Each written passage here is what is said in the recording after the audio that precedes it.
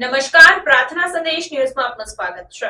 આણંદ જિલ્લામાં વરસાદથી ખરાબ થયેલ રસ્તાઓના મરામતની કામગીરી પૂરજોશમાં ચાલી રહી છે। આણંદ જિલ્લામાં ગત દિવસોમાં ભારે વરસાદથી અસરગ્રસ્ત થયેલા રસ્તાઓના મરામતની કામગીરી તાત્કાલિક કરવા માટે રાજ્ય સરકાર દ્વારા દિશા નિર્દેશો આપવામાં આવ્યા હતા, જે અન્વયે માર્ગ અને મકાન વિભાગ દ્વારા શહેરી અને ગ્રામ્ય વિસ્તારના રસ્તાઓના મરામતની કામગીરી કરવામાં આવી રહી છે।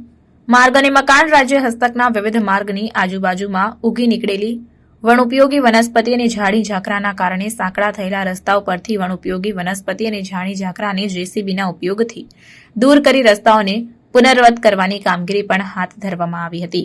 આ ઉપરાંત Danteli, Bhurakoi road, Ashi Agas road, Lingda road, Bhalej road, Chikhodara road, Ganesh ચોકડી રોડ, આણંદ સોજિત્રા રોડ, બોરસદ ચોકડી પાસે રોડના રિપેરિંગની કામગીરી કરવામાં આવી છે।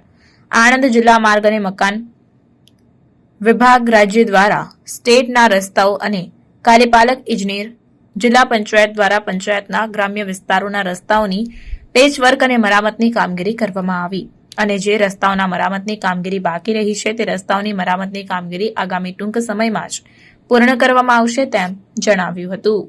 પ્રાર્થના સંદેશ ન્યૂઝની તમામ લેટેસ્ટ અપડેટ્સ માટે ચેનલને હમણાં જ લાઇક, શેર અને સબસ્ક્રાઇબ કરો।